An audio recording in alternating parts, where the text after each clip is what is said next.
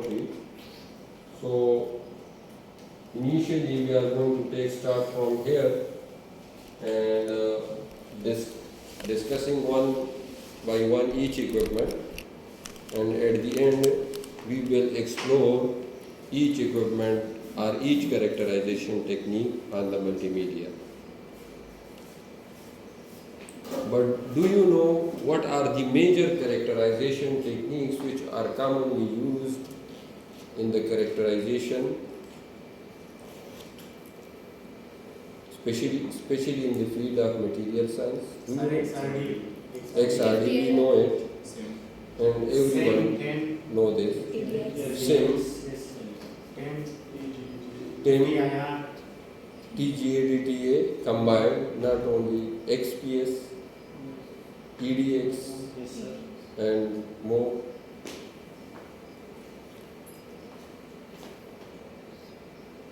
XRF, and further.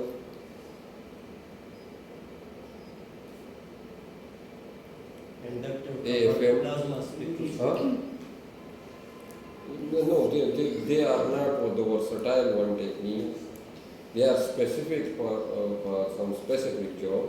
We are just interested in general purpose techniques Yes, sir. which are useful for everyone, even in material science as well as in other fields, including this Fourier transform infrared spectroscopy. Yes. The UV visible spectroscopy and the photoluminescence spectroscopy, they are not as much versatile like FTIR and XRD. Yes.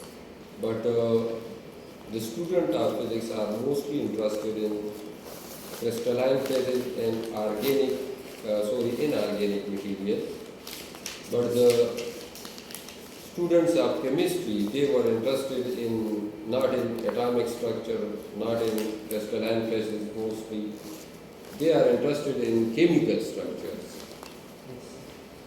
chemical, and mostly inorganic and organic composites are mostly inorganic materials. Okay, so the most important technique for us is XRD, and the most important for them is the FTIR. Okay. So from here, today we are going to take a start from here. If you see clearly, there are several precious materials which are also available here in MRL, and if anyone who is interested to conduct his research work here in MRL, so those materials are freely available for them. Yes, sir. Okay? And the most beautiful research work, which was initially done here in MRL, that research work was related with glass technology, shisha. Yes. Okay, and the glass itself, it is a very broad field. You know, in our daily life, we see glass everywhere. Here on the screen of my laptop, the screen of your mobile phone, here Glasses. in glasses, even in windows, even on the top of the solar panels, even in cars, everywhere. So doing research, especially in that technology, this is really amazing. I have experienced it. Okay? So not only in that contents we are dealing the material here, but also in other aspects like producing novel materials, improving the properties of materials, to check some materials for their unknown properties, and to deploy some materials in some kind of application. So there are different directions in which you can adjust your research work. So the first instrument, this one, you know this. Yes.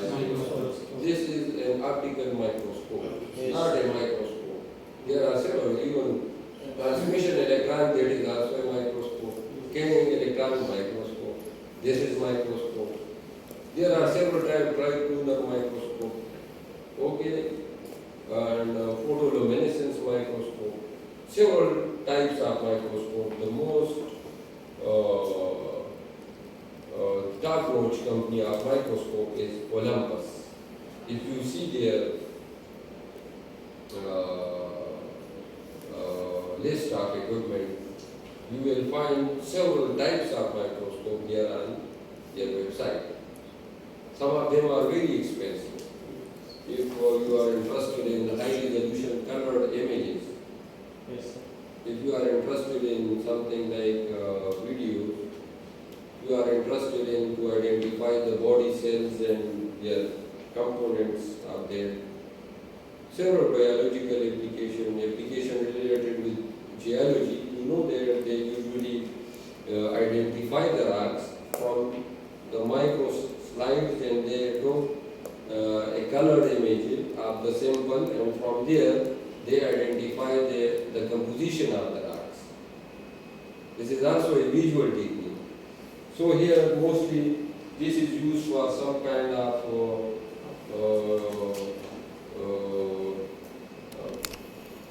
check the materials and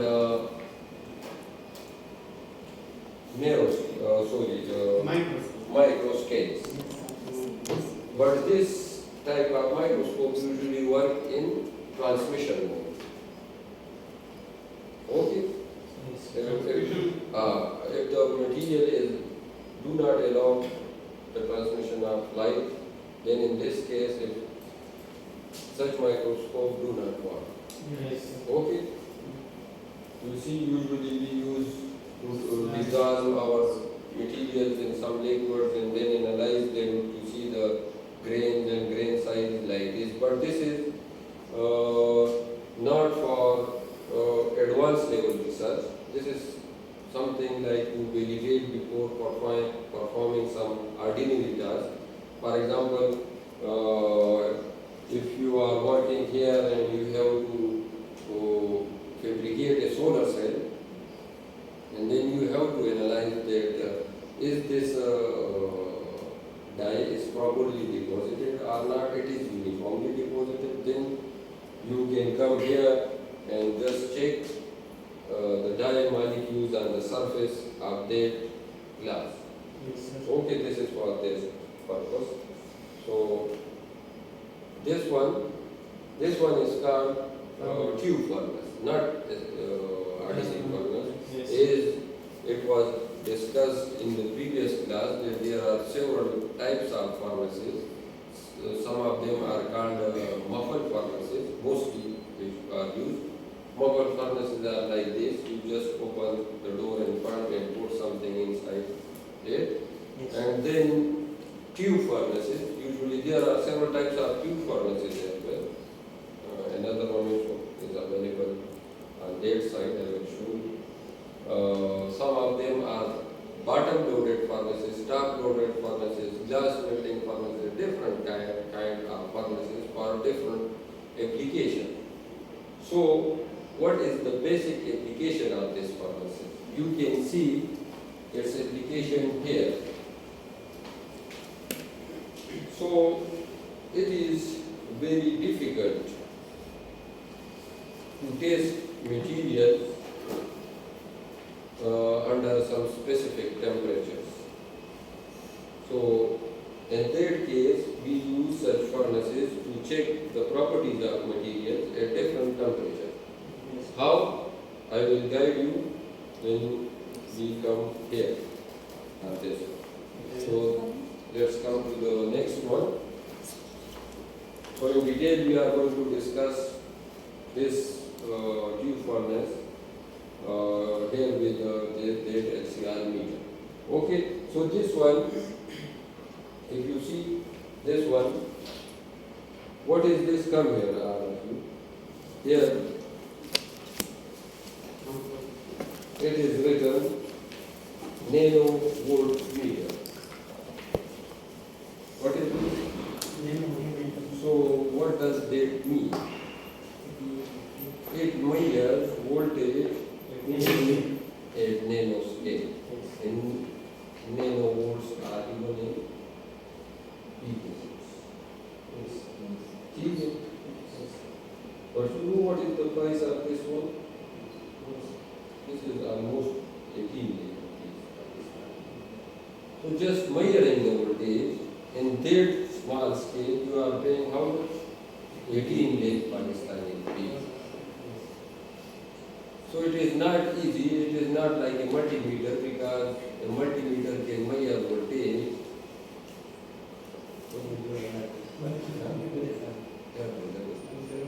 Because multimeter, the simple one, that's the Narada multimeter.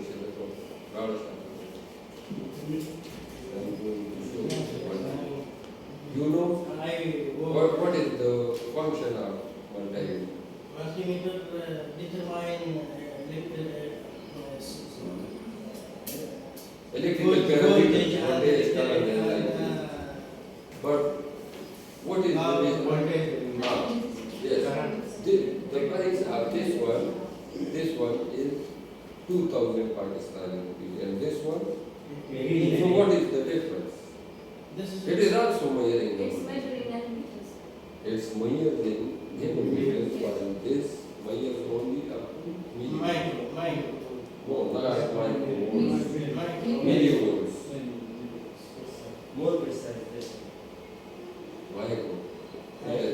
think micro. Micro. Yes, yes, yes, yes. Yes, but it is 2,000 micro. So if I wrote 200 millivolts in terms of micro, then it will be how much microvolts?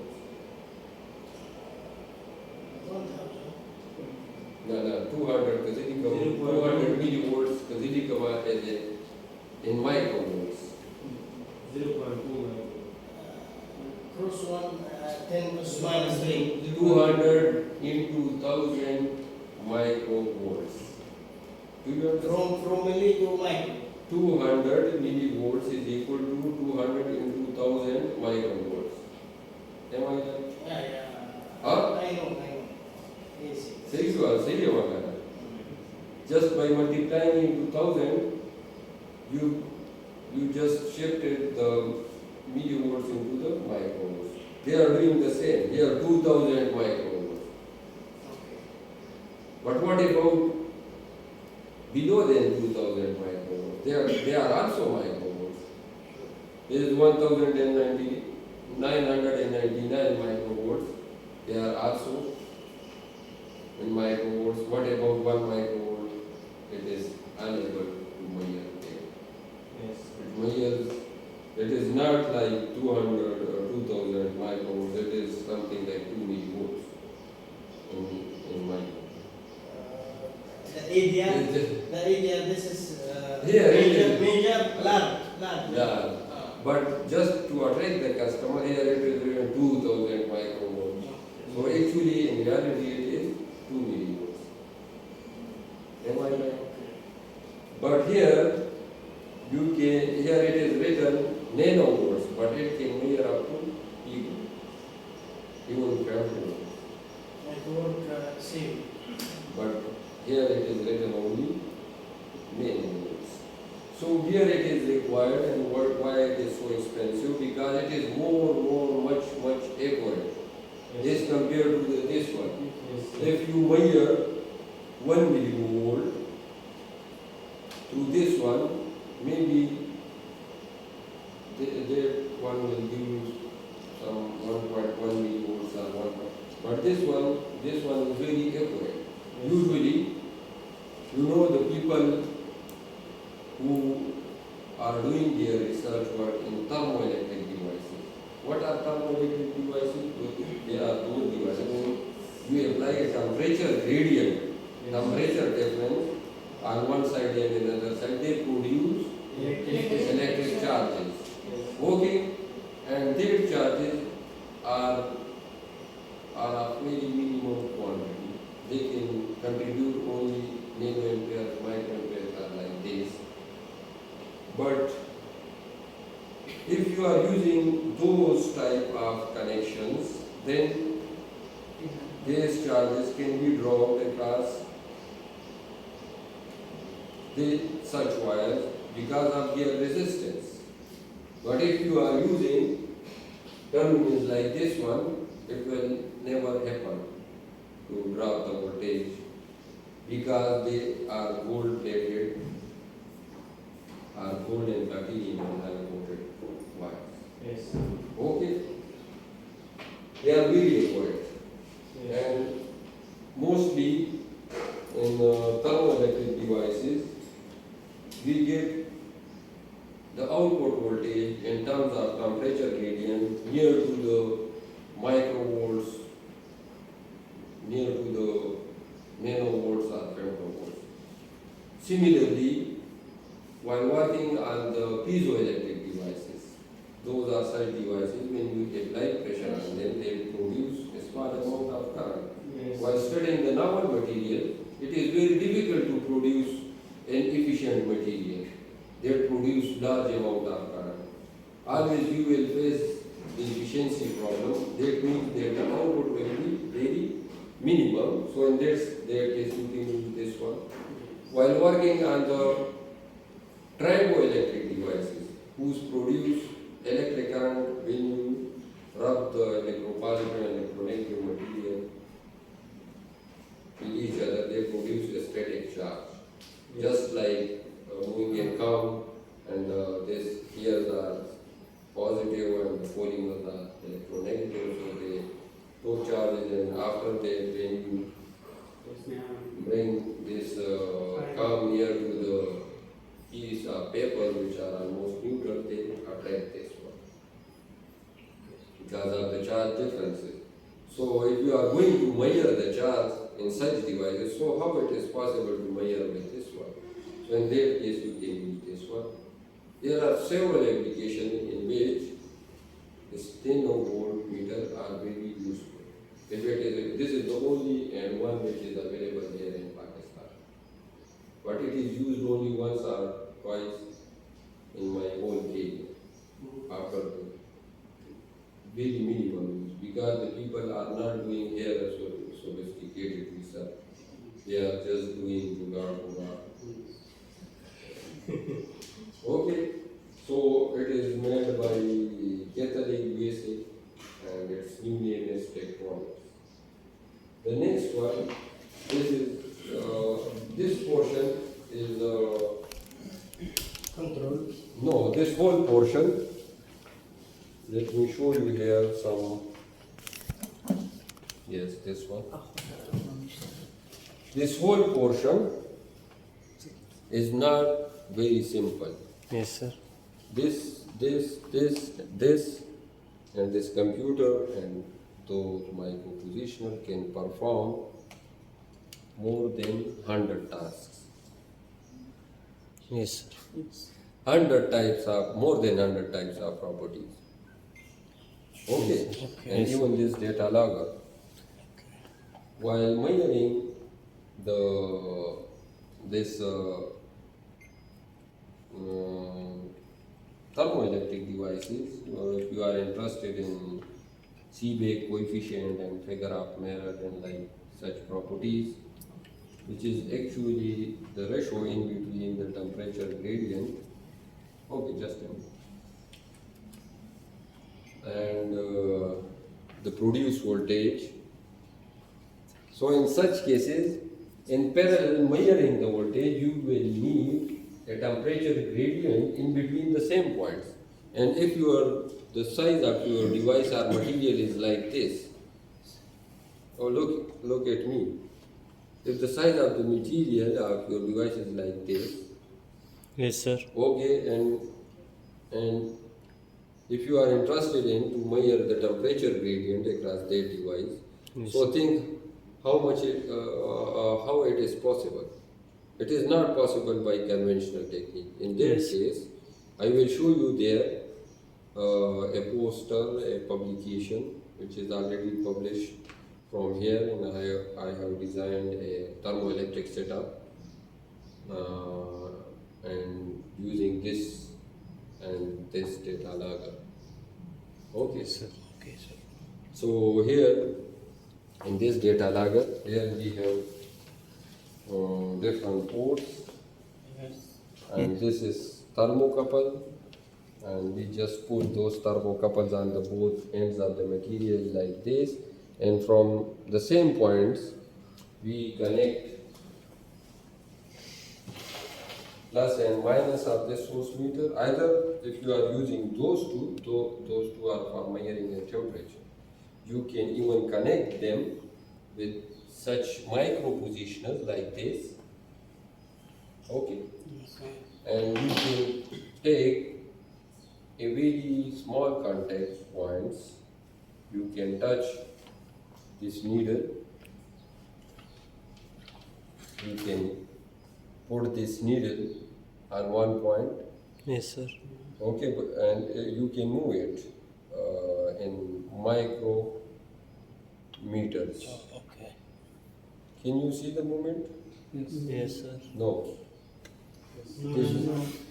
It is, you can move it in XYZ direction, but the step size is very small. You can observe it after rotating this knob several times. You can observe the movement in this direction, then top to bottom, and then like this. Okay, so the price of this one is round about $1,200. Those are not the ordinary needles. I have several needles available there. Okay, this is not the ordinary needle. This is also coated with gold and platinum alloy. Yes, sir. Okay, to get the resistance-free contacts. So coming back to this one,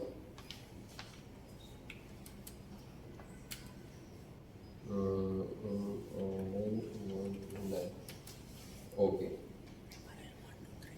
So is this one is, do you know now that what is the function of this one and how we can use it in near future for what kind of research tasks?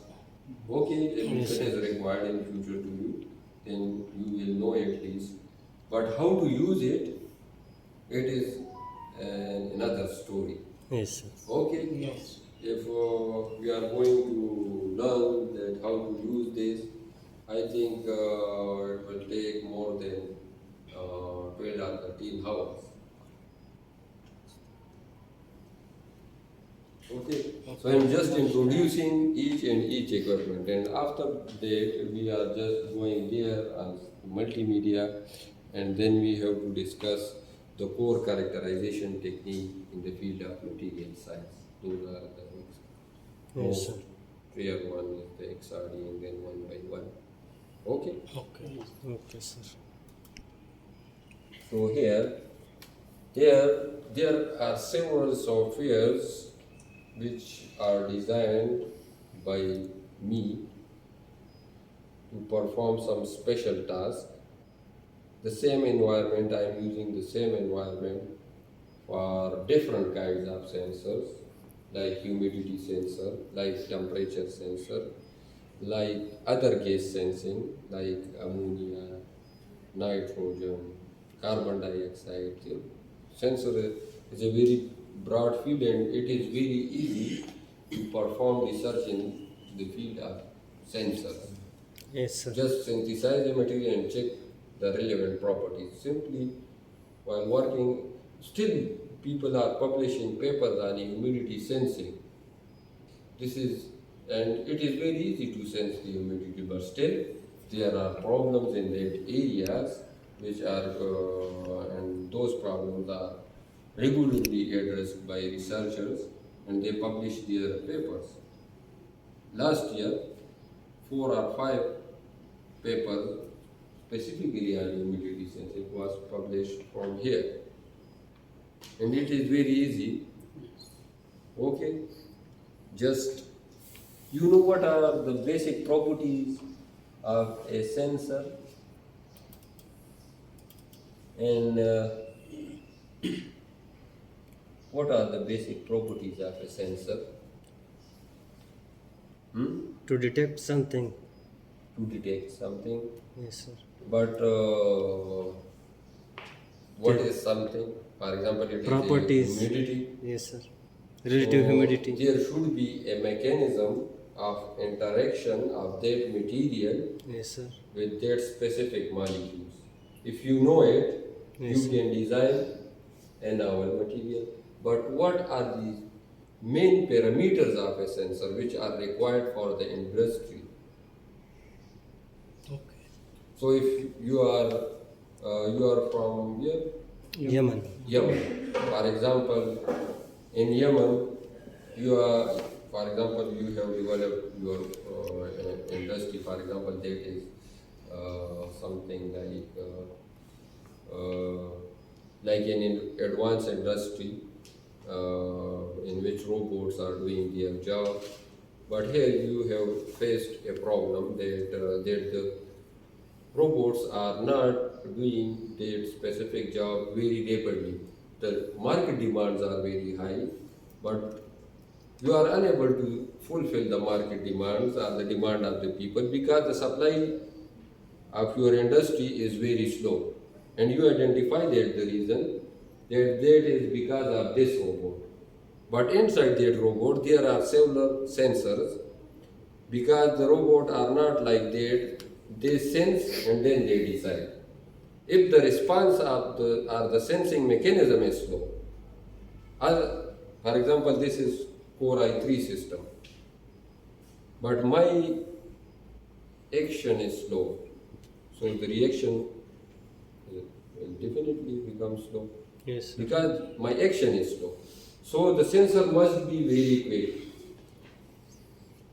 And the most important part that is the response and the recovery of that sensor. We do a test here. For example, this is a humidity sensing. I have some results here. Here, Yes, sir. those are the first ever results obtained from that specific setup. I just designed the software and designed my own setup here, and it is very easy for me. I will show you that how I can do this. Yes, sir. And just obtaining this data then by LCR and in the background, and each and everything was done automatically. This is the front menu of that specific software. Sardar, Python को तो इस Nada leave Have you? here. Here I just the capacitive response with respect to time and the resistive response Yes, with sir. respect to time. And from there I derived other parameters. That is the percent sensitivity, that is the hysteresis. From the same graph, Yes, sir. that is the hysteresis, percent sensitivity. Okay? Relative frequency. No, not like but those three are mostly are Yes, our sir. basic interest. What? Relative frequency? Frequency. No, this is Humidity something. relation. Graphs. No. With the relation in between the capacitance and humidity, percent humidity. Yes, sir. Not humidity, relative humidity. Relative means that how much there are the water molecule with respect to relative to the air molecule. Yes, sir. Okay. Okay. And humidity is just the number of water molecule. Water molecule. Water. Okay, this is actually the relative humidity. Yes, sir. Okay, and after doing that, we got maybe there are some results that we show you. Sardar data था समय collect करेगा इधर पर humidity Pada हाँ Sardar dan software kai kana ya mun mun ga dora zar ta ko. Yes, sir. You see here, from here you can see a graph.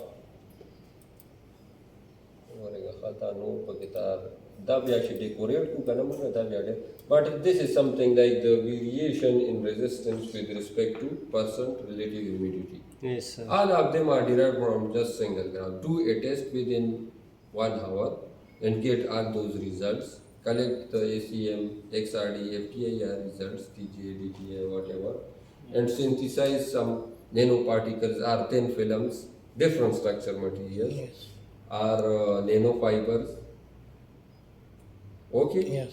And Polymers. deposit them, composites are thin films, Yes, sir. and just deposit them on on a device, and we usually use interdigitated electrodes like this very small one. I haven't yet here. Will show you later on. Maybe this is interdigitated, right? This interdigitated electrodes. Sir, Google के भी Now, thing is that it is like gum-like structure, two gums like this. All of them are interdigitated electrodes, even this one, this one, this one, this one. Mostly, such electrodes are used for the synthesis or for the fabrication of sensors, mostly sensors and other nano generators like Yes, sir. piezo, thermo, trigo, and like this, like this. Okay. Yes, sir.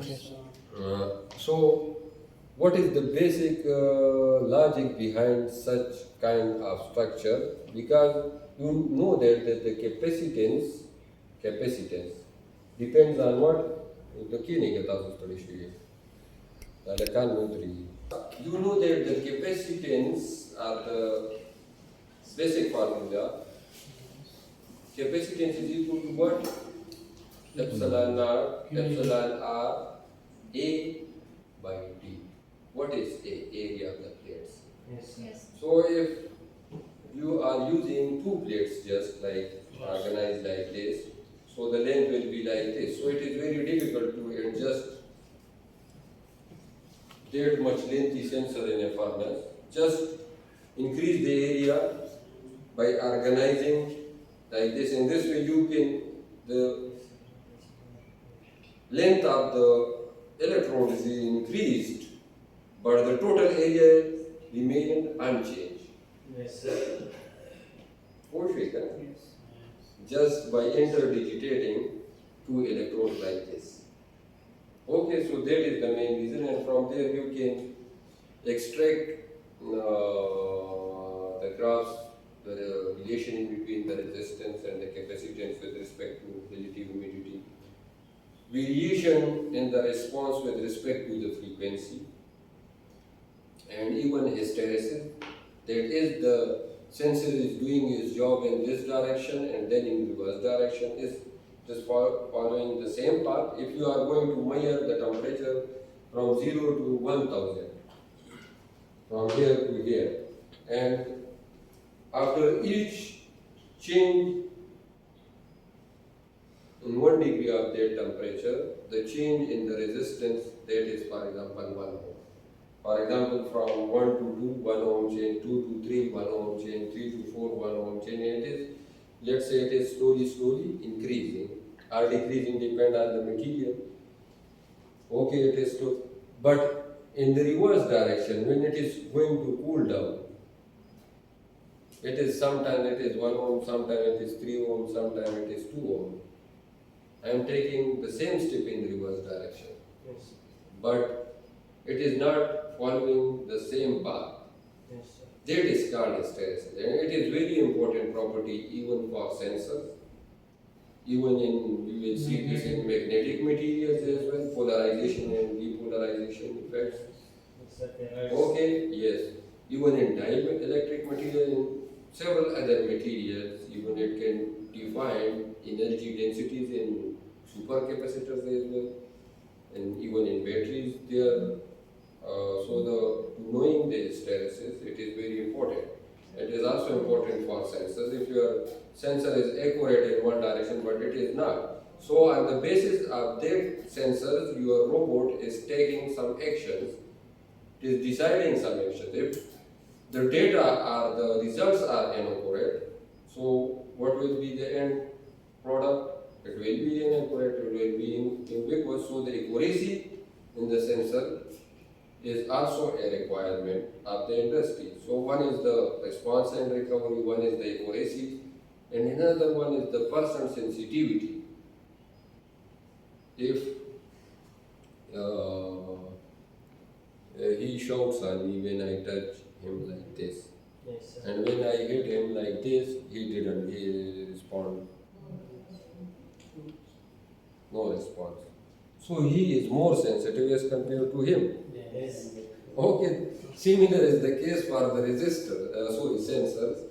If your sensor is more sensitive, that means it can measure very small values, it can detect very small variations. For example, you see here, this is 30, 40, 50, in between 30 and 40, this is 31, 32, but in between the 30 and 31, this is point 1, but in between the point 1 and point 2, what is this?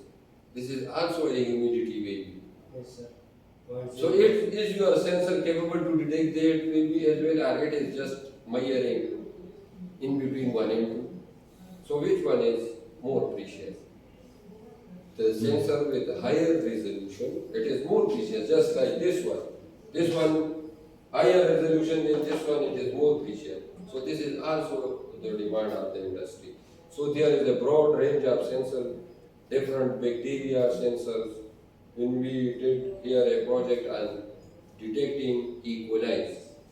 E. coli, you know, it is a kind of bacteria usually in our blood and affect our digestive problems and create like this.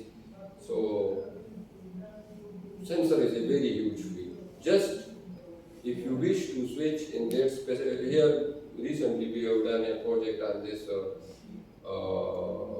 UV sensing, ultraviolet Yes. radiation sensing. Several types of pressure sensing or temperature, humidity, or there are several hazardous gases, those all of them are sensing. Okay. Okay, sir. You can sense so many things.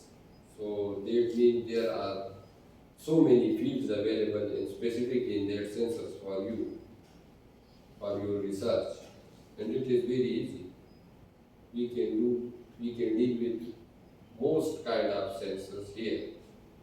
If the, the environment effect is available. Because here for gas sensing, mostly we use ammonia sensing, alcohol sensing, methane sensing. Okay. Okay. LPG sensing, because the sources are available here. Ammonia is available here. Just put a sensor, your design sensor, in a closed chamber and drop a liquid ammonia on a tissue paper in that closed chamber. And for that we use a commercial sensor to measure particle per milli ammonia molecules in that specific volume. And with respect to that, by slowly increasing, we see the response of our sensor that it is either the capacitance is increasing or decreasing, or what it and where it is going to saturate. For example, it is slowly varying like this, and after that it saturates. You are increasing the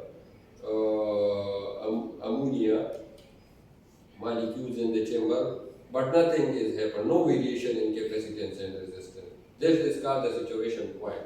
And from here, just remove your sensor from that chamber and bring it to the clean environment. You will see slowly it is going to recover. Do this process at least 5 times. This is your response and recovery. And just tell the software, get the data on 5 different frequencies, they will give you results. Same as the procedure for humidity sensing, just in a chamber create the humidity and do this. And same as for alcohol and for other sensors. So it is very easy. Okay? Okay, sir.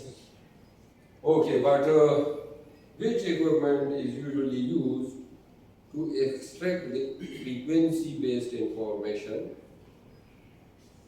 This is the equipment. This is called the LCR meter.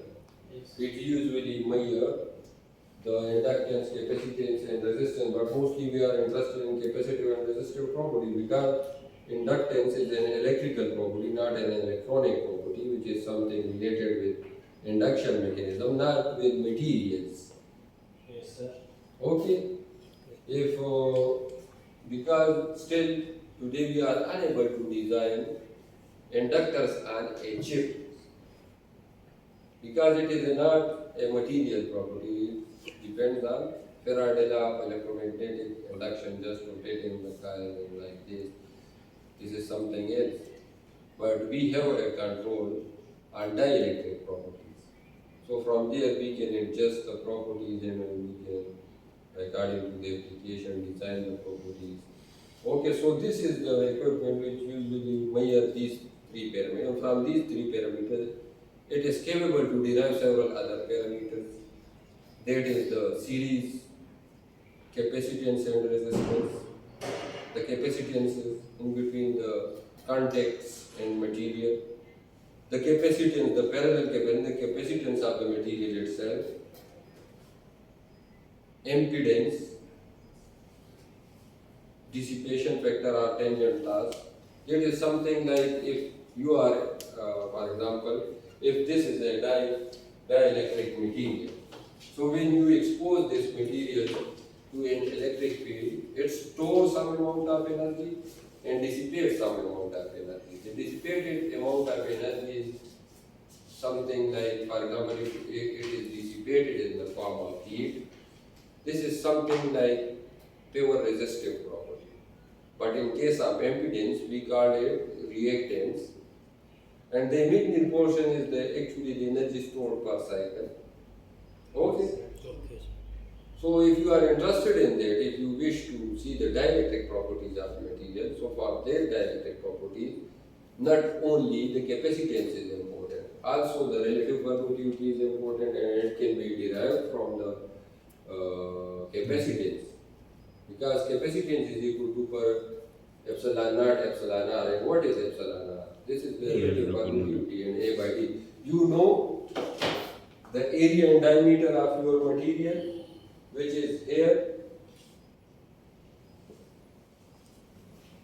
It is measuring the temperature and connect this LCR meter like this 4 terminals and like this.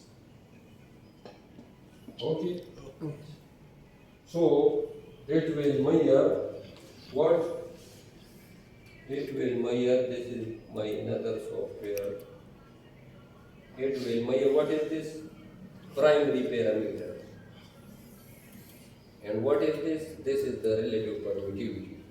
This is the address of that instrument. This is connected via GPIO port. This is the user-defined frequency on which phi frequency you are interested to measure the relative permittivity. This is your CP, this is your primary parameter, and D is your secondary parameter. This is something, D is the loss of your material, that how much it is losing. This amount of energy is delivered and this amount of energy is lost. If your material is a high loss material, it means it is not good for energy storage. Some cases it is required, but here, okay, and there are several other parameters you can. This is the geometric factor. This is the A by D ratio. Yes. Area of your electrodes, you can measure it using simple vernier caliper, and D is the thickness or the distance or the in between the two electrodes. Yes, sir. Okay. Yes. So just in MM put this here, and after that this is the temperature setting. For example, if you wish to measure to detect the dielectric property, because on different temperature, different kinds of polarization effects are happening in your material. If you are interested in this one or this one or this one, just give the temperature sweep. This is polarization also dependent on frequency. So on the same spot, you are not going to monitor your material in a range or in a spectrum of a temperature, but also in a range of frequency. So from there you can derive several parameters. Yes, sir. Here we have another option, and that is for measuring the other electrical properties like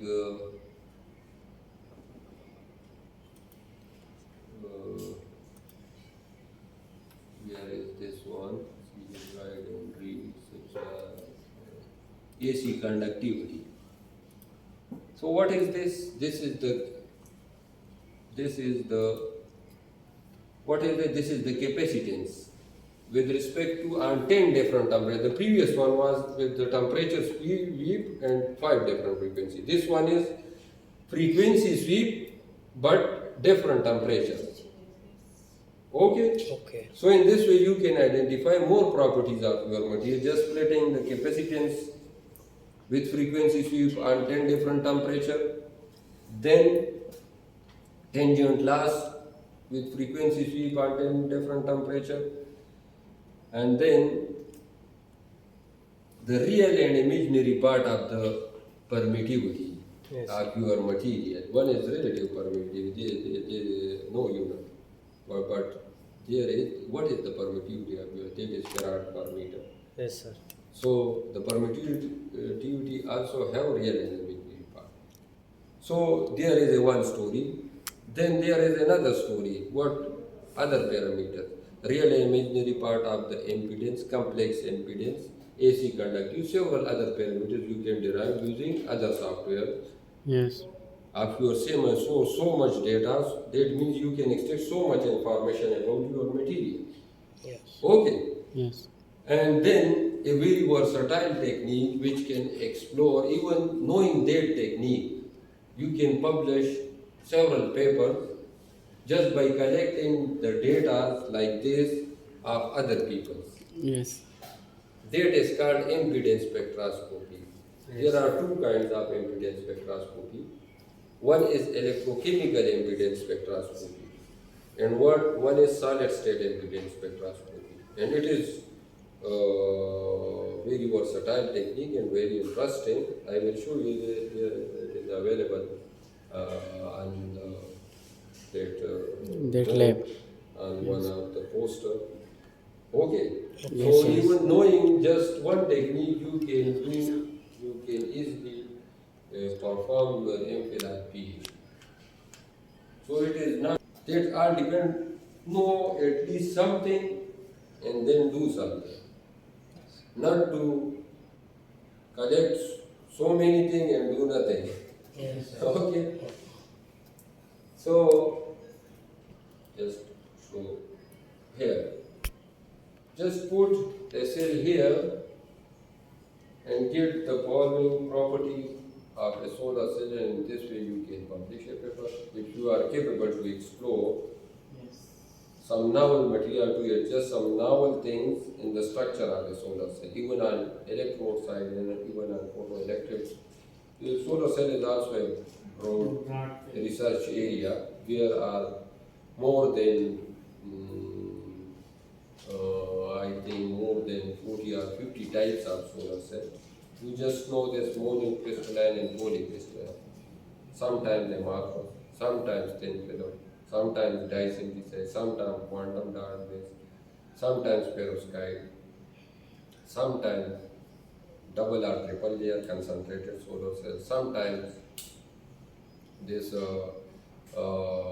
passivated emitter layer contact type solar cell, sometimes dopant N-type or P-type solar cell. If you change the dopant while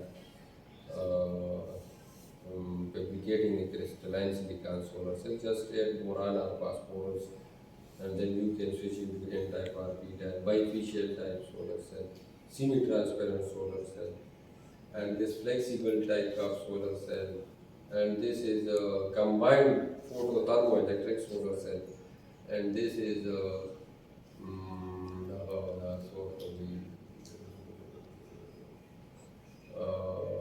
tandem solar cell. On the front you have one kind of material, and the back side you have tandem structure, one after another. The front material absorb one kind of wavelength and the back side will absorb another kind of. And for that type of characterization, for DC, this is usually used for AC measurement. Yes, sir. AC type characterization. And this one is where التقطت الأخر review, those are bytes review, and they are more software.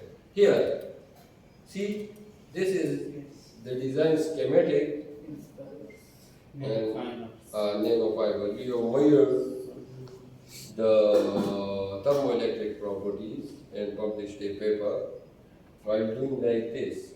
This is data lager thermocouple. This is what? This is nanovoltmeter catalyst. This one.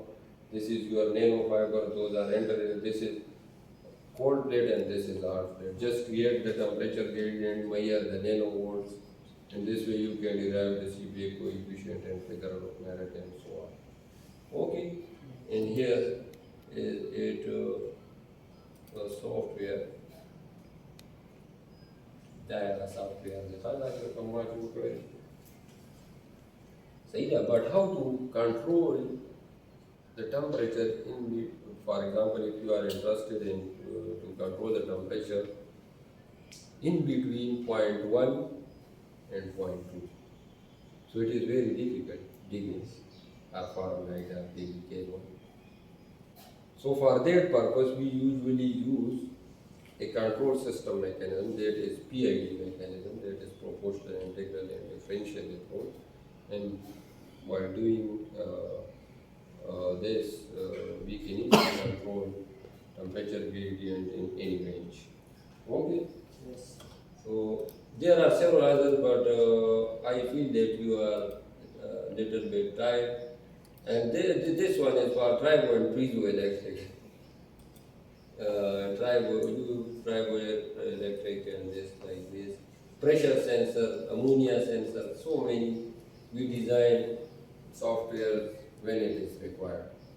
It is not a problem for us. Just bring the problem, we will resolve it. Okay? Okay, sir. This is not an issue.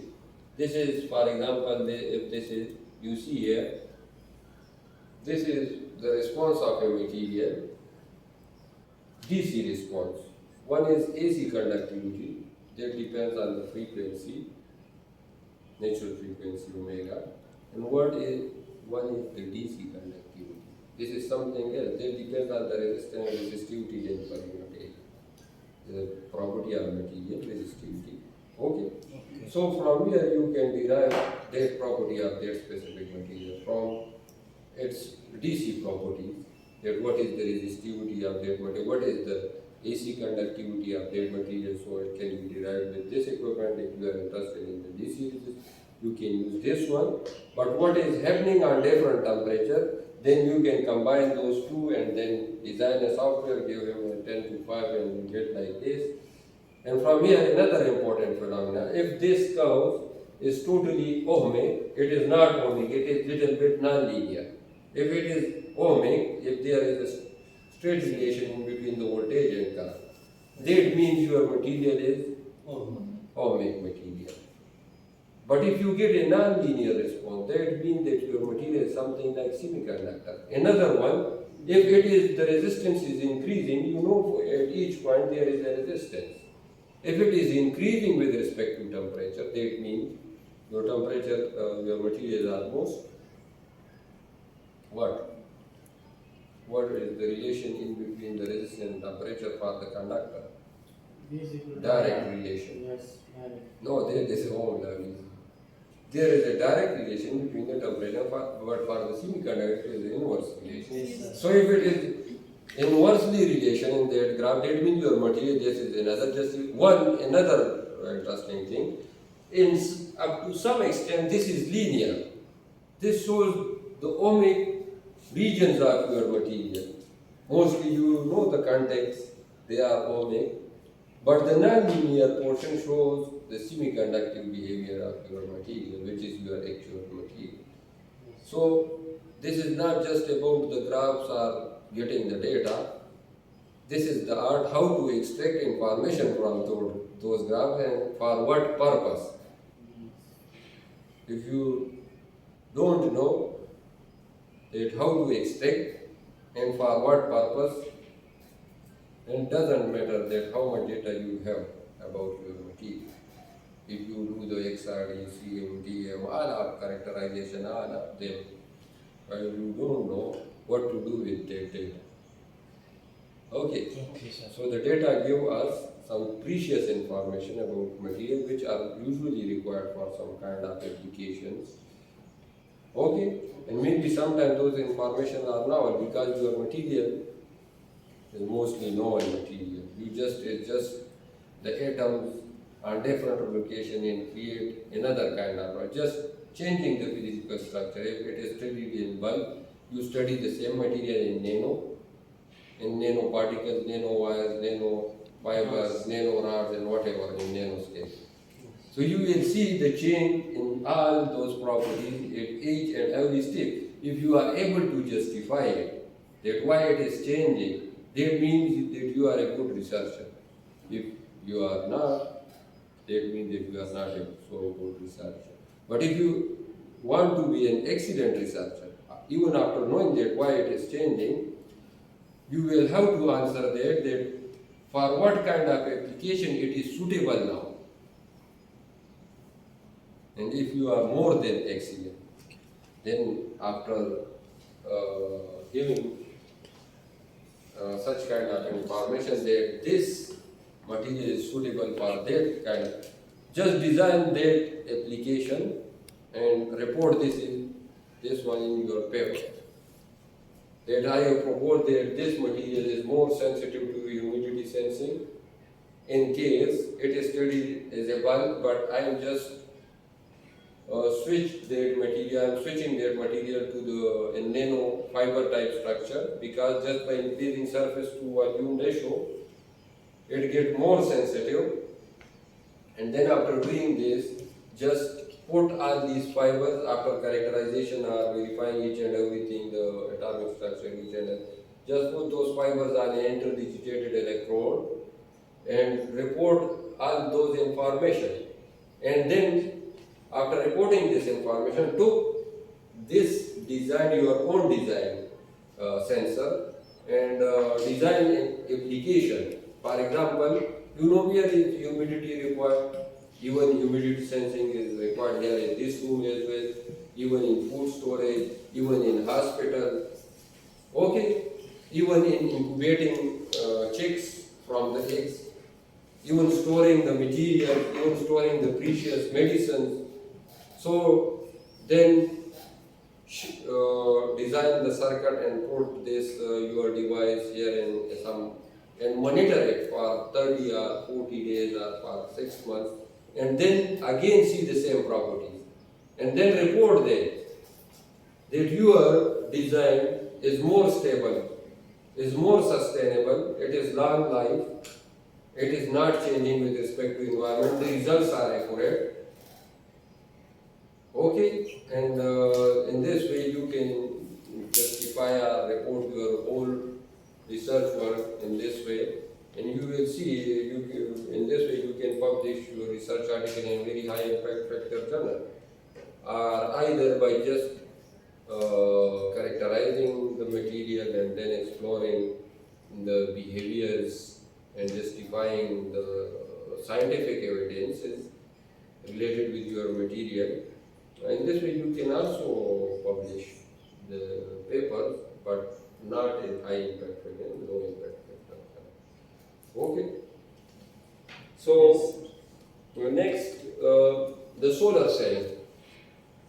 So the solar cell is itself a very complicated research field, broad, not complicated, but broad research field.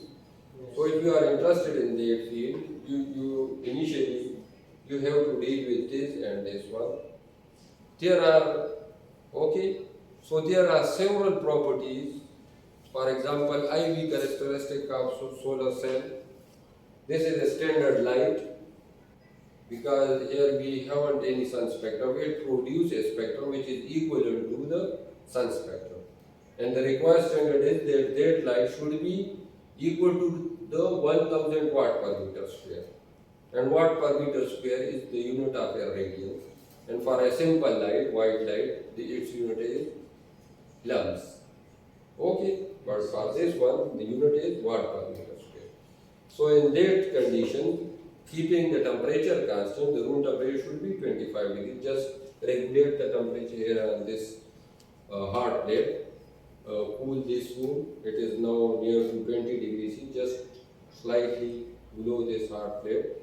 switch it on and regulate it on 25 degrees C, and then put your solar cell here on this hard plate and connect those two micro positioner.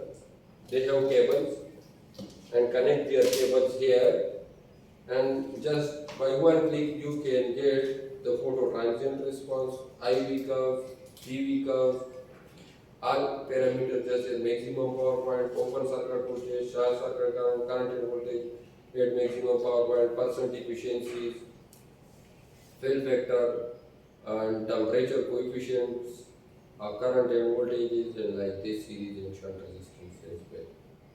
And then after that, you can proceed for further electrical characterization, such as quantum efficiency, that is external, which are the properties available on the back side. Okay, so there are so many other things which are also available in this short system, and you can do so many things even with these two equipments. Okay? Okay. Now, now the next one. Now this side. Inshallah. Rashid, this is called spin coater. Spin coater. Yes. There are several ways to coat the materials. One is, the simple one is dip coating. Just by dipping this one in some kind of fluid, you can coat the one and this one. Okay? Okay. Another one is, this is called dip coating. One is drop casting, just put a drop here and then do it like this, and due to gravity it will move across this one and you can get a fine coat. There are some advanced techniques as well, such as molecular beam epitaxy, thermal evaporation, megatransfer, chemical vapor deposition, atomic layer deposition, Yes. and so many. So jet. Now this is a technique, this is not a deposition technique, this is the synthesis technique.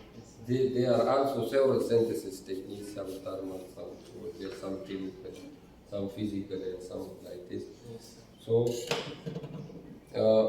this is just coating technique. If you have this interdigitated electrode and you have a composite of a solution, you can coat this over there. If you wish to design a solar cell and you need a thin film of some material, you just put the substrate here, the substrate on which you wish to deposit the material, that is called the substrate or the stage or the base of your device. And then by putting drop at just the RPM, just by increasing or decreasing RPM, depend on the viscosity of your fluid, you can control the thickness of that layer over that substrate. Yes. Okay? So it is very commonly used, and that is called spin coater. Okay? Okay, sir. There are so many others, but this one is very easy and like this one. If someone is using the atomic layer deposition, for example, plasma deposition technique, that is RF or DC megatransfer, for example. So it is very expensive, Yes. and he reported that I have used this technique and I fabricated a solar cell whose efficiency was about 15%. You got the same material and you reported this, I have used this technique and I got the same efficiency. So in this way you can publish your paper. Because your way or technique is more cost effective as compared to this one. Do you understand? Yes. Okay. This is called the density meter. You know the density. There is a way how to measure the, Mass per unit. but this is Archimedes principle. You know the Archimedes principle? Just measuring or weighing a material inside the liquid and without. In this way you can estimate its density or specific gravity. Okay? So density is also a very important property through which we can identify the material For example, thermal expansion, density, color index, there are some macro properties through which we can separate the material from one to another one. For example, the gold, the density of gold is of one kind, copper, all of them are metal.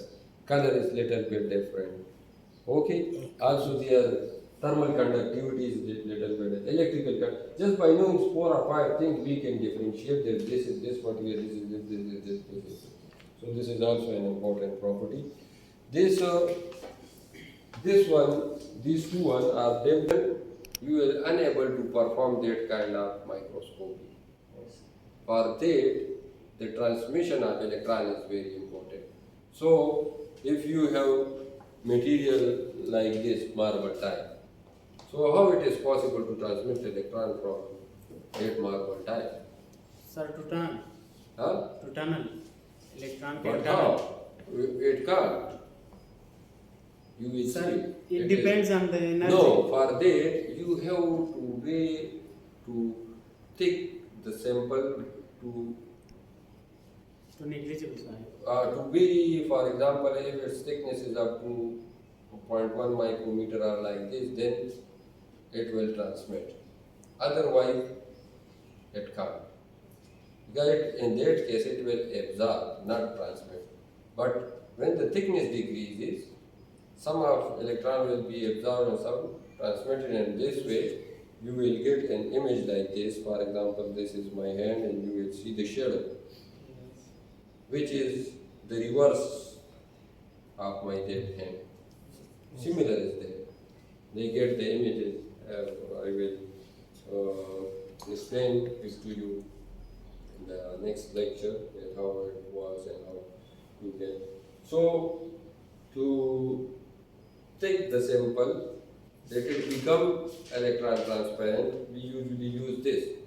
Because if your material is a brittle,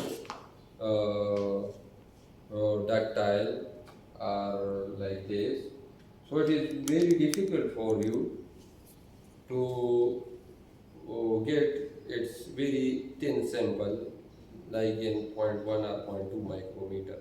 So it is very difficult to use hand and to get a small and thick, thin sample. So for that purpose, for handling and for grinding and for making the electron transparent thin sample, usually these two equipments were used.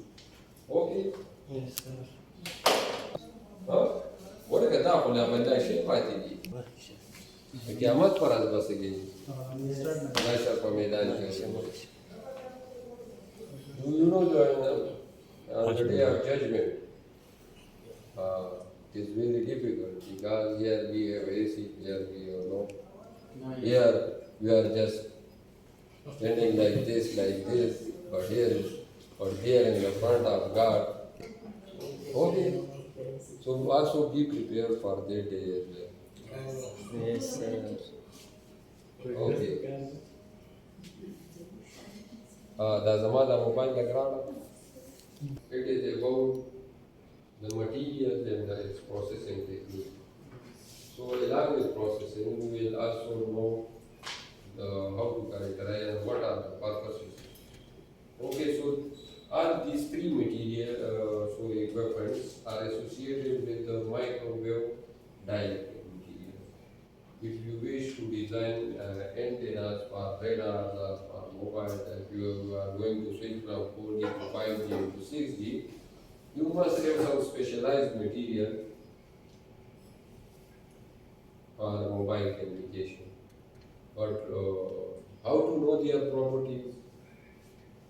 You need such kind of equipment. One of them is the LCR meter, and its range is up to 1 mega to 3.5 gigahertz microwave range.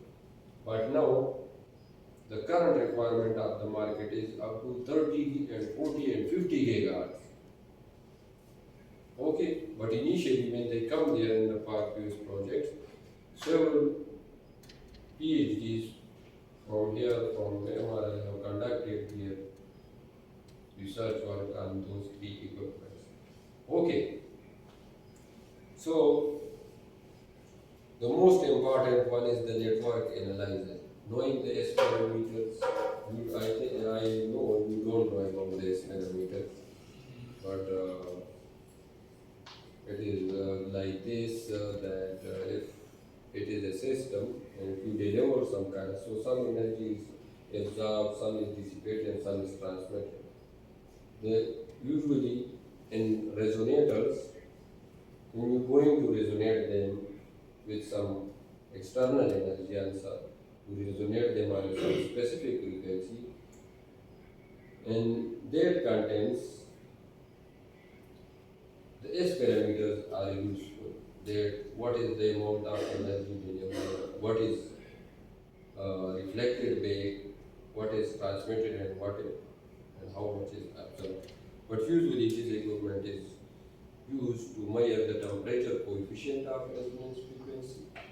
Why it is important? If your mobile is working here in this temperature, it is capable to operate in Cholistan where the temperature is around 60, 70. It is also capable to operate well in Siachen because the material which is used inside in your mobile phone, it is analyzed under in a range of temperature. When it verified or validated or qualified all the tests, then it comes from research to the application or industry. Okay? So if you are interested in to know the temperature coefficient of your resonating materials, so for that purpose we use usually such kind of resonant cavity. How does it work? It is also a complicated task. I think it is not of your interest. Just give you a general overview. The another parameter is the bandwidth, and what is the range of your material in which it can operate. And a third parameter is the quality factor.